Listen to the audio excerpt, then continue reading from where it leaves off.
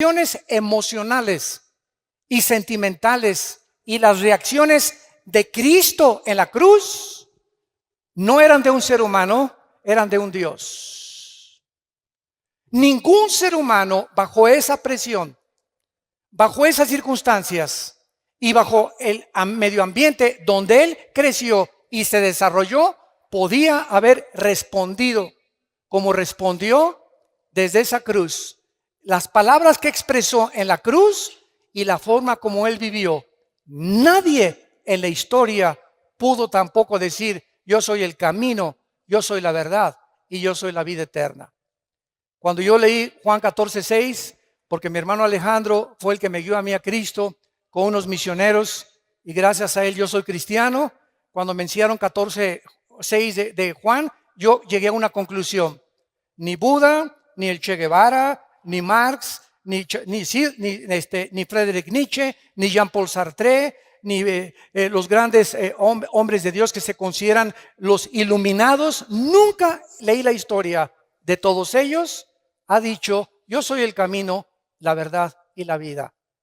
Ahora, todo pudo haber quedado con esas palabras y cualquiera podría decir: bueno, yo también puedo decir de repente que soy Dios.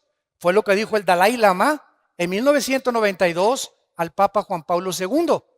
Y cuando vi en el periódico que el Dalai Lama le dijo al Papa que él era Dios, le mandé un correo a la embajada de China preguntándole: ¿nos puede usted anunciar cuándo se va a morir y resucitar? Porque si usted dice que es Dios, usted tiene el control de la vida. Y Jesucristo dijo: es necesario que el hombre, el Hijo del Hombre, sea muerto, perseguido y vituperado, y a los 3 días se levante de los muertos. Cuando tomó la última cena, Cristo sabía que era la última cena, que no volvería al otro día volver a comer con sus discípulos.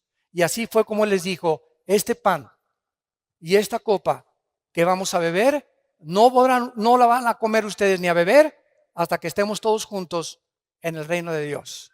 Él estaba perfectamente consciente a qué había venido y exactamente el día, la hora, los minutos y los segundos en que le quitarían la vida y la ofrecería para pagar por nuestros pecados. Veamos en primer lugar la evidencia de la singularidad de la Biblia. Apunten ahí, número 1, la singularidad. La Biblia fue el primer libro en haber sido escrito en la imprenta de Gutenberg, 1455. El primer libro que se haya impreso en una imprenta fue la Biblia y se llamó la Vulgata Latina, que fue traducida posteriormente por un monje llamado Jerónimo. La Biblia es el libro más vendido, más publicado, más traducido a más idiomas, a más de 4,850 idiomas y dialectos que ningún otro libro jamás en la historia. En 1986 se había traducido la Biblia a 6,700 lenguajes que por los traductores Wycliffe. Y actualmente, si tú buscas, por ejemplo, como me dijo una vez un ateo, Homero escribió la Ilíada y la Odisea, y le dije: cítame los libros de los griegos, la época de oro de los griegos, dime cuándo se escribió el Corán, el Islam, las traducciones de los sumerios, dime lo que tú quieras. De la Biblia hay 13,000 copias manuscritas del Nuevo Testamento, 8,000 de la Vulgata Latina y 1,400 en el original griego y hebreo. Simplemente en 1948, para que vean cómo la gente habla sin hablar, en 1948 se descubrieron los rollos del Mar Muerto, que se llaman los rollos de Qumran, donde vivió un grupo que se llamó los esenios. Muy bien, en estos rollos que se encuentran en el museo, mi esposo y yo los vimos en Jerusalén. Cuando vayan a Jerusalén, en el museo se encuentran y están extendidos exactamente como fueron escritos por los profetas hebreos, y es exactamente lo que está escrito en la palabra de Dios que nosotros tenemos. Así que cualquier duda que exista de que la Biblia fue adulterada, que fue aumentada, etcétera, etcétera, ahí se encuentran los documentos originales.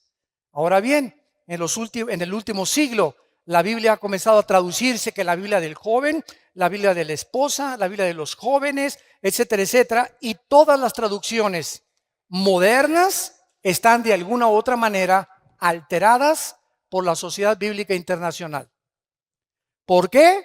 Porque entonces dijeron ellos, no podemos vender la Reina Valera de 1960 ni la King James, que son las mejores traducciones de los textus receptus, o sea, de los textos recibidos originales. No podemos, dijeron ellos, y tenemos que seguir con el negocio, y tenemos que seguir imprimiendo Biblias de color de rosa, moradas, verdes, amarillas, para seguir vendiendo por intereses económicos, desgraciadamente. Entonces, una de las peores versiones que hay se llama la Nueva Versión Internacional, que sustrajeron 26 versículos del Nuevo Testamento. Yo no se lo recomiendo a nadie.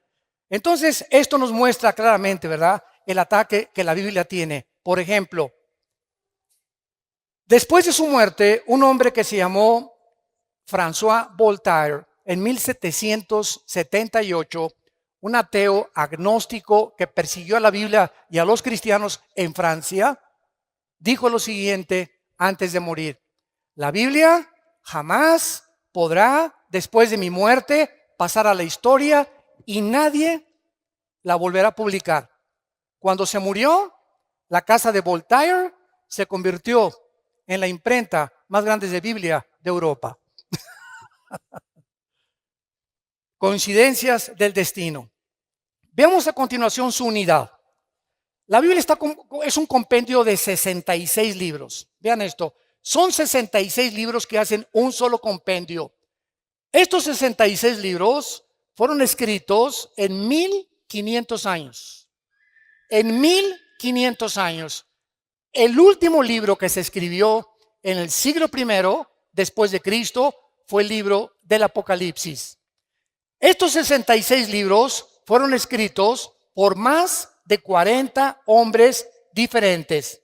Unos fueron reyes, otros campesinos, pescadores, poetas, granjeros, médicos como Lucas, oficiales del gobierno y ministros de Hacienda como Isaías, etcétera, etcétera. Sin embargo, la grandeza y la peculiaridad y la consistencia que mantienen estos 66 libros es de carácter sobrenatural. Déjenme explicarles. Hace algún tiempo vino a la casa de ustedes un vendedor de enciclopedias. Y pásele, le dije, porque me encanta mucho, siempre me ha gustado mucho la lectura, a ver qué me puede usted ofrecer. Y pues ahí sacó su laptop y ya me mostró las nuevas versiones del Tesoro de la Juventud, Enciclopedia Británica, bla, bla, bla, bla. Y yo le pregunté a este vendedor, ¿cuántos años tienes vendiendo libros? Y me contestó, 30 años. Le dije, hijo, toda tu vida la has dedicado a vender libros. Y realmente trae una enciclopedia en su laptop de todos los volúmenes casi más leídos y de más cultura en el mundo. Y le hice una pregunta. Entre estos 30 años que tú tienes vendiendo libros, ¿tendrás por ahí de casualidad 3 libros que se hayan escrito en años diferentes por 3 autores diferentes y que coincidan en su pensamiento? Se metió a su laptop, comenzó a bajar ahí y me dijo después de 20 minutos, señor Alducin, no encuentro tal cosa en la historia de la literatura. Entonces me fui a mi oficina, saqué de mi escritorio la Biblia y le dije, aquí no son 3 libros, son 66 libros escritos por más de 1500 años, por más de 40 hombres, y los 66 libros mantienen del Génesis al Apocalipsis la misma línea, la vida del Hijo de Dios. Desde Génesis 1, escuchen esto, hasta el Apocalipsis, la línea que une a todos los 66 libros es la persona de Jesucristo. Les doy un ejemplo, un botoncito de muestra. Génesis 1:1 dice así: Bereshit Elohim ha-samayim ha-eretz. en el hebreo, que significa, en el principio, Dios hizo los cielos y la tierra. Muy bien, Génesis 1:1 tiene 7 letras en el original hebreo. Tiene 7 palabras en el original hebreo. El número 7 en la Biblia es el número de la perfección. Muy bien, de estas 7 que tiene, el de en medio de Génesis 1 es el símbolo del menorá, que es el candelero que aparece en Apocalipsis. Y si tú te metes en una computadora, como lo hicieron en 1990-95, judíos expertos matemáticos en computación descubrieron que cada 7 letras en el original hebreo aparece el nombre Yeshua, que es Jesús. Y estamos hablando de algo que se escribió hace 4500 años. Por más que hubieran tenido computadoras y hubieran sido genios de la literatura, nadie podía haber acomodado tal fraseología en la Biblia, la palabra de Dios. Ahora veamos a continuación algunas evidencias científicas, señores científicos que nos visitan y los que nos escuchan a través ahorita por el internet y las redes sociales. En el Génesis capítulo 1, entendemos nosotros que la Biblia es el único libro que nos ofrece cómo fue hecho el universo. Los científicos, óiganlo muy bien si hay estudiantes de universidad aquí o profesionistas, nunca la ciencia jamás podrá darnos la explicación de lo que sucedió en el origen del universo. Porque para que sea científico tiene que ser repetitivo. Nadie nos podrá explicar de dónde venimos. Y como la ciencia no puede retroceder a millones o miles de años en el pasado, los científicos también especulan, también teorizan, también tienen hipótesis, también son filósofos. Por eso se llama la teoría de la evolución. Y pues cuando tú hablas con un ateo o vas a la universidad y no han leído la Biblia tus maestros, ¿qué les queda para poder explicar de dónde venimos? Y te dicen que tu abuelita fue chita. Que somos el proceso de una selección natural, que los dinosaurios se convierten en conejos, los conejos en changos, los changos en dinosaurios, los leones en pumas, los pumas en perros, los perros en gallinas. Y esto, escuchen esto ni científica ni biológicamente es posible. La biología y las leyes de la física demuestran que es imposible la evolución. ¿Pero por qué? La siguen enseñando en las escuelas a nuestros hijos porque no tienen otra opción. Y si la tuvieran, tendría que ser la Biblia y tendrían que convertirse a Jesucristo. Y su soberbia intelectual no les permite aceptar las evidencias, aunque ellos ni siquiera se han preocupado en buscarlas delante de Dios. La Biblia dice que el primer día Dios hizo la luz, el segundo día el firmamento, el tercer día la tierra y el mar, el cuarto día el sol, la luna y las estrellas, el quinto día los peces y las aves, y en último lugar, la obra de arte de Dios fuimos nosotros. Porque ni los perros, ni los cocodrilos, ni los changos, ni los conejos, ni las jirafas fueron hechas a imagen y semejanza de Dios. En esto precisamente radica la dignidad del ser humano. Que no somos animales, que hay un propósito, que sabemos de dónde venimos, que tiene un propósito en nuestra vida y sabemos a dónde dirigirnos, y que después de la muerte seguiremos existiendo por toda la eternidad.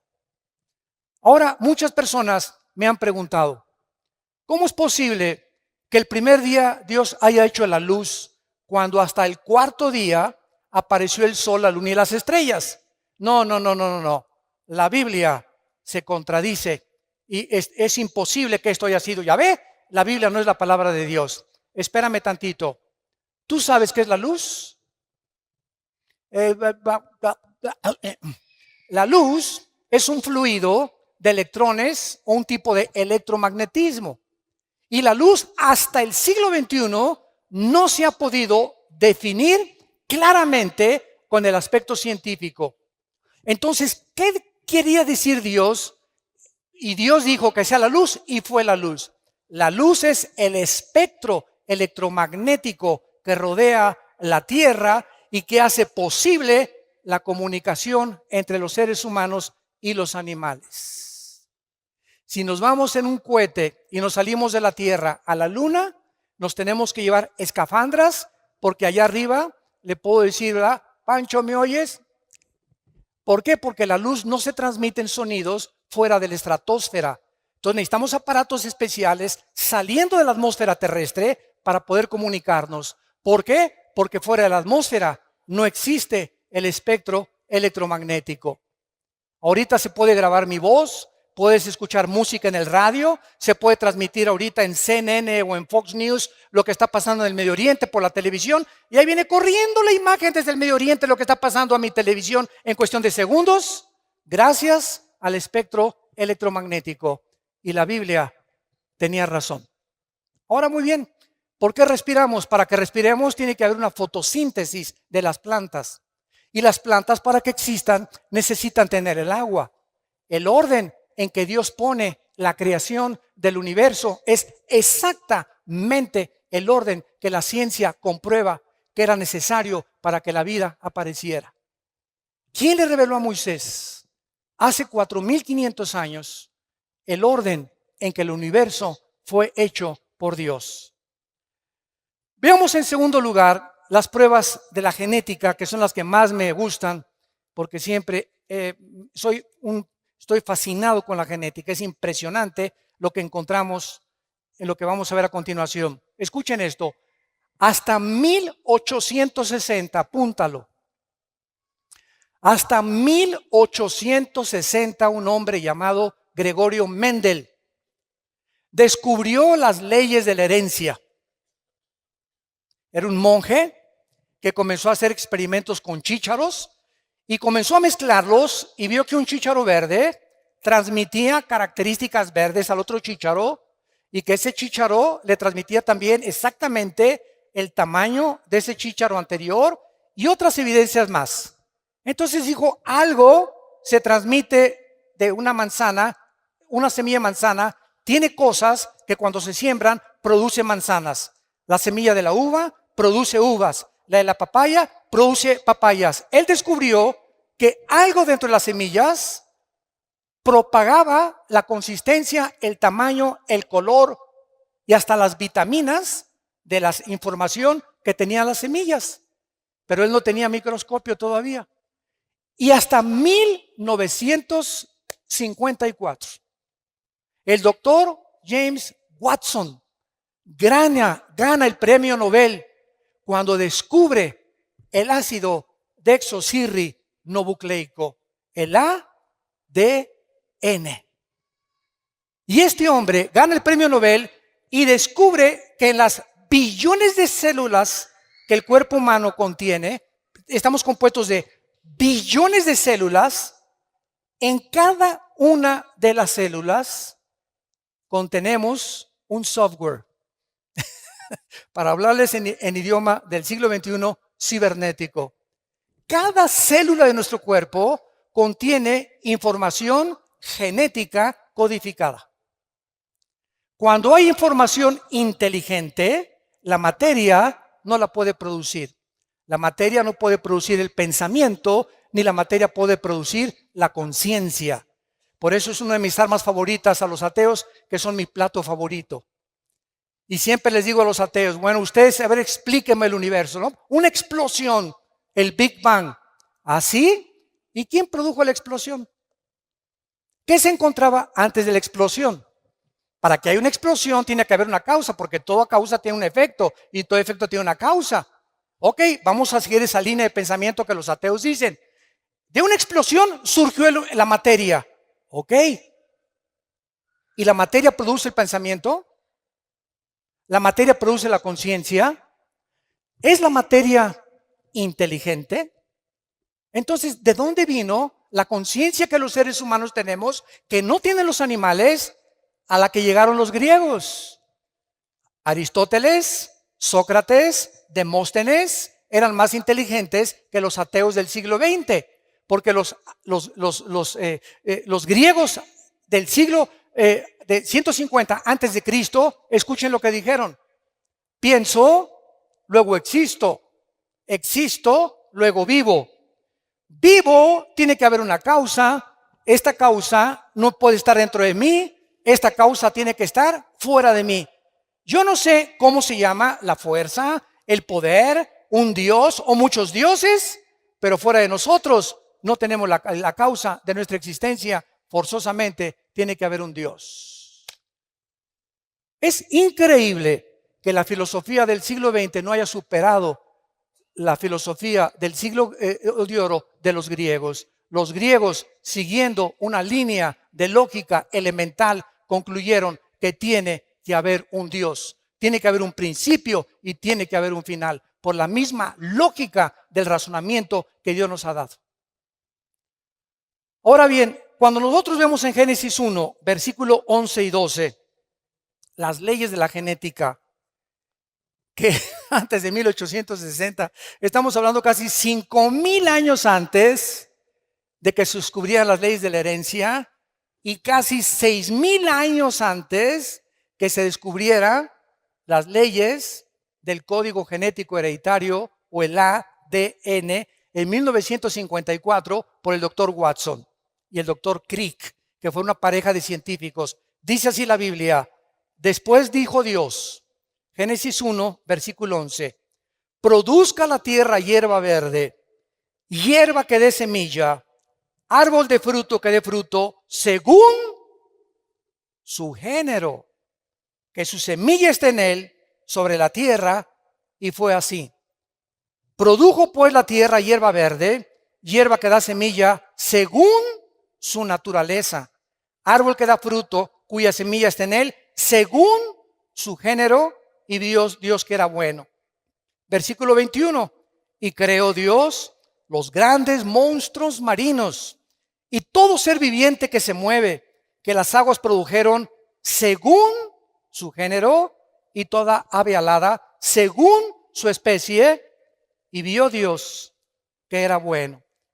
Cuando nosotros leemos esto en el siglo XXI, otra vez, y la Biblia se adelantó al periódico y a los descubrimientos científicos de mañana en la mañana.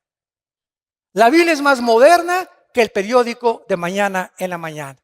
La Biblia ya establecía las leyes de la genética, que una semilla de uva tiene un código genético que determina que cuando se siembre crezca no como plátano, ni como naranja, ni como papaya, sino que crezca con las características de la información que ahí le pusieron el que creó esa semilla.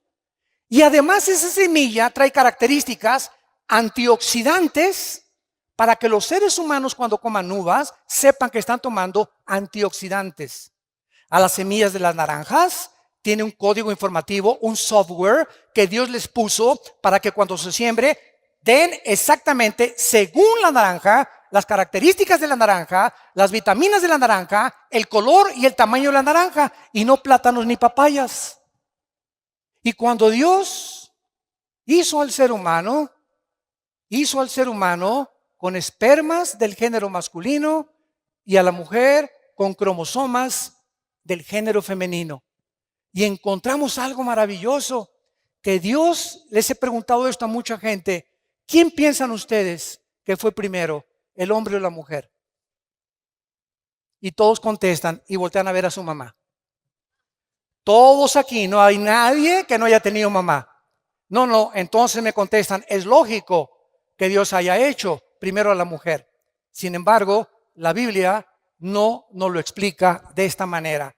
Y cuando se descubren las leyes de la genética, nos sorprendemos las evidencias científicas, no teorías, con que está avalada y respaldada el registro de la palabra de Dios. ¿Se acuerdan cuando Dios creó a Eva?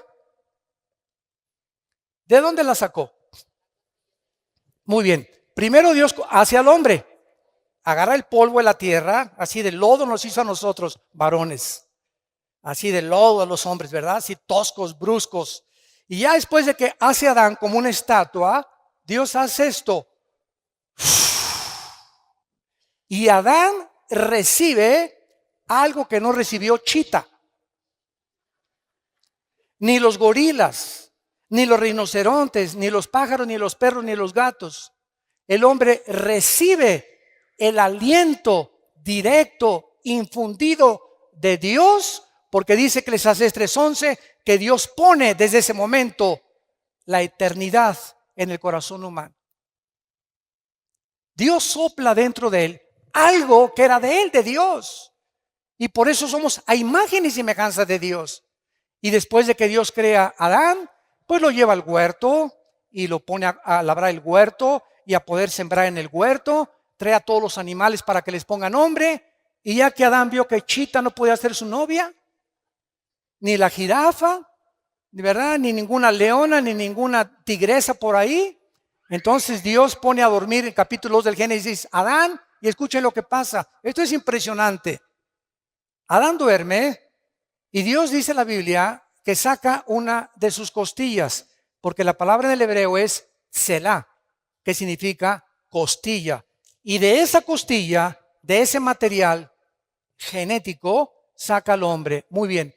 El hombre, para que entendamos esto, tiene 2 cromosomas, X y Y. Los que son médicos aquí nos lo pueden confirmar. El hombre tiene XY, la mujer tiene 2 cromosomas sexuales XX. La mujer no tiene el cromosoma que determina el género masculino. Cuando mi papá tuvo relaciones con mi mamá, el esperma que ovuló o fertilizó el huevo de mi mamá fue un Y y yo nací varón. Porque si hubiera sido el X, hubiera nacido mujer. Entonces, el cromosoma Y determina el género de los hombres. Y los hombres poseen ese cromosoma que las mujeres no tienen. Las mujeres tienen XX. Muy bien. Si Dios hubiera sacado a la raza humana del material genético de la mujer, la raza humana no se hubiera podido reproducir. Porque precisamente es en los huesos, en la médula de los huesos, donde se produce la sangre. Y es precisamente en la sangre donde viene la diferencia entre los cromosomas del hombre y la mujer. Si vas a un consultorio médico, a los laboratorios del Chopo, por ejemplo, y te hacen un examen de sangre, te dicen si eres hombre o mujer. En la pura sangre nada más. Ahora, pasaron miles de años y se le aparece el ángel a María. Y le dice a María, vas a ser mamá. Y María se espanta. ¿Cómo que si ni a Cancún nos hemos ido? ¿Verdad? ¿Cómo que voy a ser mamá? Espérame tantito, no te me adelantes, y estamos comprometidos, no nos hemos casado. Y además la ley judía dice que si yo me embarazo antes de casarme, hasta pedradas me pueden matar. Y el ángel Gabriel, en Lucas 1 y en el Evangelio de Mateo, le dice a María, María, no te preocupes, Dios va a engendrar en tu vientre a un hombre llamado, y le vas a poner por nombre Jesús. Ni José ni tú le van a poner el nombre. Y sabes una cosa, María, que ese ser que van a nacer no va a ser engendrado por José. José no se va a meter contigo. Muy bien, hace 2000 años que fue escrito esto en el Nuevo Testamento, nadie entendía por qué Cristo tenía que nacer virginalmente. ¿Por qué José no podía tener relaciones con la Virgen María? Simplemente porque el cromosoma Y de José venía infectado desde Adán. Porque por un hombre entró el pecado y el pecado se transmitió a través de toda la raza humana hasta nosotros. Todos los seres humanos, todos sin excepción, desde Adán, hemos nacido infectados por el pecado. Carlos Marx le decía la lucha de clases. Sigmund Freud, el problema del medio ambiente y la sexualidad infantil. William Shakespeare, el defecto trágico. Y muchos hombres han tratado de por qué el hombre es contradictorio en su comportamiento. ¿Por qué esa conducta autodestructiva con la cual nacemos? ¿Por qué a los niños no les enseñas a portarse mal? Desde que están chiquitos, un niño al año y medio es el más grande dictador de su casa. Un niño al año y medio, a los 2 años, ¿verdad? A los 3 años, no quiero mi juguete, quiero el de Pepito. No se hace eso, niño, no me hache berrinchito. Y vemos que hay algo dentro del ser humano que va en contra de toda autoridad, de todo lo que se les dice. Y se les enseña a portarse bien, porque el mal nacimos con él. El mal, como la Biblia lo explica claramente, de nosotros viene por herencia desde Adán hasta nuestros días. Entonces, vemos que las evidencias genéticas, físicas de la creación de la Biblia son maravillosas y que podemos nosotros, a través de esto, darle una respuesta al ser humano para que el ser humano pueda entender por qué la Biblia es el libro de los libros. Hace 2300 años, antes de que Galileo Galilei, tu padrino, descubriera que la tierra era redonda, apúntalo. En el libro de Isaías 40, capítulo 40, versículo 22. 2300 años antes que Galileo, la Biblia ya decía que la tierra era redonda. Hay una ley en la física, todos ustedes que son de carácter universitario de la preparatoria, que se llama la ley de la entropía. Y todos ustedes, si ya pasaron la secundaria a la preparatoria o están en la universidad, forzosamente tienen que conocer que hay una ley que rige a todas las demás leyes, que se llama la ley de la primera y la segunda ley de la termodinámica. ¿Qué establecen estas leyes físicas? Precisamente que todos los procesos físicos, todos los sistemas ordenados, tienen con el tiempo a desordenarse. Nunca del desorden surge el orden. Esto es antifísica, sino que del orden surge el desorden. La evolución enseña que de lo menos vamos a más. Y la Biblia enseña que fuimos coronados como la creación máxima de Dios y estamos como los cangrejos en lugar de evolucionar. Claro que hemos evolucionado tecnológicamente y científicamente como criaturas físicas y como criaturas intelectuales, pero como seres humanos hemos hecho el ridículo porque estamos en el siglo XXI y ahorita en noviembre del año 2015 el mundo está a punto de entrar a una tercera guerra mundial. ¿Dónde está el razonamiento? ¿Por qué no hemos podido vivir en paz? ¿Qué le pasa al ser humano? ¿De qué nos sirvió llegar a la luna? Y los experimentos y los descubrimientos, todo eso ha ensoberbecido al ser humano. Simplemente, profesando ser sabios, se hacen necios. Porque habiendo conocido a Dios, no le quieren glorificar como a Dios, ni le quieren dar gracias. El ser humano está envanecido en sus razonamientos. Su corazón ha entenebrecido y nos hemos creído dioses. Y por eso el mundo se encuentra como se encuentra. Por eso Estados Unidos legalizó el aborto en 1973. En junio de este año legalizaron los matrimonios gays, que es el síntoma más grande de descomposición de la familia en el mundo entero y de una nación. Porque la nación la forman las familias y las familias forman las naciones. Si la familia se desintegra, la nación no tiene ningún futuro. Y este es el punto al que hemos llegado porque no hemos querido aceptar a Dios. Antes de que las leyes de la entropía y de la termodinámica se descubrieran en el libro de Hebreos, capítulo 1, la Biblia escribió hace 2000 años la primera y la segunda ley de la termodinámica. Señores astrónomos, astrofísicos y físicos matemáticos que nos están escuchando en este momento. Y eso no te lo enseñan en tu universidad ni en tu escuela. Les da vergüenza reconocer que hay libros que superan los libros de física del siglo XXI del ser humano. Dice Hebreos 1, versículo del 10 en adelante. Y tú, oh Señor, en el principio fundaste la tierra.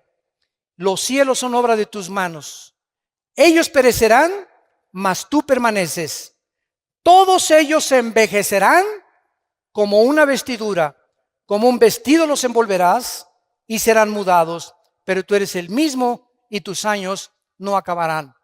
Exactamente lo que estas leyes establecen, que todo se descompone, todo se oxida, todo se termina, todo se arruina, todos tenemos que meterle mantenimiento a un edificio, mantenimiento a mi coche, mantenimiento a mi persona. Estamos nosotros muriendo celularmente cada segundo.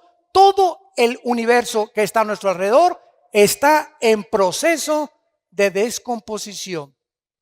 El Sol pierde millones de toneladas masa cada segundo, tal como la Biblia lo anunció hace 2000 años. Los cielos se envejecerán, todo se echará a perder, pero tú, Señor, eres el mismo a través de la historia. Y en último lugar, aunque tengo aquí más de 50 evidencias bíblicas, estas las compartí en Colombia, quiero mostrarles a ustedes las leyes médicas, también evidencias médicas, si hay médicos acá. Todos ustedes conocen la Enciclopedia Británica, muy bien. La Enciclopedia Británica, no la Biblia, la Enciclopedia Británica documenta que en 1845 había un hombre médico llamado Ignacio Semmelweis. Y este médico estaba aterrorizado porque de cada 100 mujeres que parían, se morían 70, 80 mujeres. Dijo, Dios mío, ¿pero qué está pasando?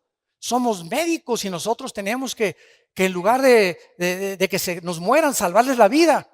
Entonces este médico comenzó a leer el libro de Levítico, donde Dios le dio a su pueblo Israel las leyes de la sanidad, las leyes médicas, las leyes de la higiene que deberíamos de tener antes de que se descubriera la proliferación bacteriológica y microbiológica que existe en el aire.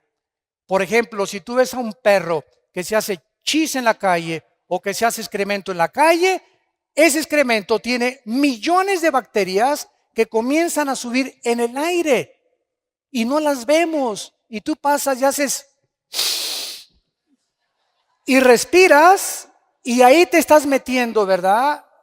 Cantidad de bacterias a tu organismo, cantidad de microbios en tu organismo. Y por eso en Levítico, escuchen, Dios, antes de que se descubrieran la proliferación bacteriológica en el medio ambiente, Dios le dijo a Moisés, dile a tu pueblo que cuando hagan excremento lo entierren con un palo debajo de la tierra. Y Moisés dijo, pues ¿quién es? El Señor me dijo que le hiciéramos no y que lo tapáramos. ¿Y por qué? Pues quién sabe. Fueron miles de años los que pasaron hasta que se descubrieron la proliferación de bacterias. Bueno, este doctor que se encuentra registrado en la Enciclopedia Británica leyó Levítico 15, versículo 13. Y ahí descubrió este doctor el secreto de por qué las mujeres se estaban muriendo cuando los médicos las estaban atendiendo en los partos. Y dice así, cuando se hubiere limpiado de su flujo, el que tiene flujo contará 7 días después de la purificación y lavará sus vestidos. Escuchen esto. Y lavará su cuerpo en aguas corrientes, no en aguas estancadas, sino que les dijo Moisés, cuando se laven las manos para limpiarse de cualquier impureza, de semen, de flujo, de lo que sea, lávense las manos, pero tengan cuidado de nunca lavárselas en charcos, ni las pongan en cubetas y se laven ahí. Tiene que ser agua corriente. Y entonces el doctor Semmelweis, registrado en la Enciclopedia Británica, les recomendó a los doctores que se lavaran las manos antes de atender a las mujeres que iban a parir. Y el índice de mortalidad se redujo el 80%. Estaban ellos con sus manos de los tacos del pastor después, se metían a tratar de sacar a los bebés, infectaban a las mujeres y las mujeres se morían por infecciones de la cantidad y millones de bacterias y microbios que tienen las manos. La Biblia tenía razón. y ya nos daba, antes de que se descubrieran las leyes de higiene, para que nosotros entendiéramos que ahorita que tú te vas y vas a comprar un taco, asegúrate de lavarte las manos. A sus hijos no los dejen sentarse a la mesa sin lavarse las manos y se van a ahorrar muchísimo dinero en gastroenterólogos y en problemas de cólicos y de retortijones, y que, hermano, sácame este espíritu de retortijón que tengo aquí, etcétera, etcétera, y no te voy a sacar nada. Lo que pasa es que no has entendido que Dios ya nos hace responsable. Él nos dice nuestra responsabilidad. No se va a bajar el ángel Gabriel a lavarnos las manos. Esto forma parte de nuestro ritual diario. Me levanto, me lavo las manos. Antes de comer me lavo las manos. Voy a cocinar, me lavo las manos. Nunca le compren tacos ni tortas a ninguna persona que ustedes vean que reciben el dinero y que les hacen la comida. Nunca lo hagan. Yo me acuerdo de los famosos esquites que estaban tan ricos ahí en el DF, cuando vivíamos en el DF. Llegaba con la hermana, ¿verdad? Y agarraba el esquite, y agarraba el queso y le hacía así al esquite, y con todo, y le cobraba y nos los daba para comer. Y nosotros ahí como si nada, ¿no? Qué cochinada, ¿verdad? Imagínense nada más agarrando todos los billetes y con eso manejando la comida. Entonces, todas estas cosas podíamos nosotros evitarnos cuando la Biblia nos da una evidencia de su inspiración sobrenatural. Y para terminar, ¿sabían ustedes que hasta 1970-80 se descubrieron las leyes del famoso colesterol? ¿Qué es el colesterol? El colesterol, nuestras venas son como tubos. Entonces, el corazón hace eso. Cada vez que hace el corazón, está bombeando sangre. La sangre corre por todas las arterias y todas las venas que llegan hasta la punta de mis pies y recorren hasta la punta de mi cerebro. Entonces, estas mangueras tienen que estar limpias. La sangre tiene que estar limpias. Pero cuando yo como carnitas, qué ricas, ¿verdad? Tacos al pastor, qué ricos. Camarones, qué ricos. Langosta, mucho más. Es la que más colesterol tiene. Y los alimentos que que degustamos y que creemos, ¿verdad?, que son buenísimos. Bueno, por ejemplo, un muchacho de 20, 25 años se puede comer 3 tacos al pastor a la semana y su condición física la va a resistir. Pero si pasamos de los 40 o llegamos al 5.º piso ya pasamos del 5.º piso, ¿verdad? ¿Qué es lo que hay que hacer? Cuidar nuestra dieta. Y lo más importante, el colesterol. Muy bien. Si yo no cuido el colesterol y como mucha grasa animal, o mucha carne, por ejemplo, o muchos camarones, o muchas cosas que Dios prohíbe en Levítico capítulo 11, mis venas, la tubería, se comienzan a bloquear. Entonces se aprietan las venas y el corazón hace... Comienza a bombear con más esfuerzo el corazón, porque el colesterol está bloqueándome las venas y por eso sobrevienen los ataques cardíacos. De repente tienes 40, 45, 50 años. ¿Y qué me pasa? Al hospital y vas para el suelo. Y te hacen un examen de sangre, estás con el colesterol de más de 200 puntos, los triglicéridos más de 300 y la glucosa más de 100 puntos, que son los límites que debemos de tener. ¿Por qué? Porque estamos violando las leyes de la higiene que Dios estableció en su palabra. Todo nos es permitido, mas no todo nos conviene. Según la edad que tengamos, tenemos que tener más cuidado. La Biblia nos recomienda beber por lo menos 2 litros de agua diarios. No de Jamaica, no de horchata, no de durazno, agua. ¿Sabes qué es agua? Agua. Sin nada. Ahora, claro que puedes echarte tu horchata, lo que tú quieras, ¿no? Pero mínimo 2 litros de agua, agua natural, porque somos más del 80% de nuestro cuerpo está compuesto de agua, más el cerebro. Y el alimento privilegiado para el cerebro y para tener alerta el cerebro es el plátano. Un plátano diario te da el potasio y las características que necesitan tus neuronas del cerebro para que pienses bien y no sigas pensando en el Calimán ni en ricas y famosas. Santos de Dios, tenemos el libro, la palabra profética más segura a la cual haríamos bien en estar atentos.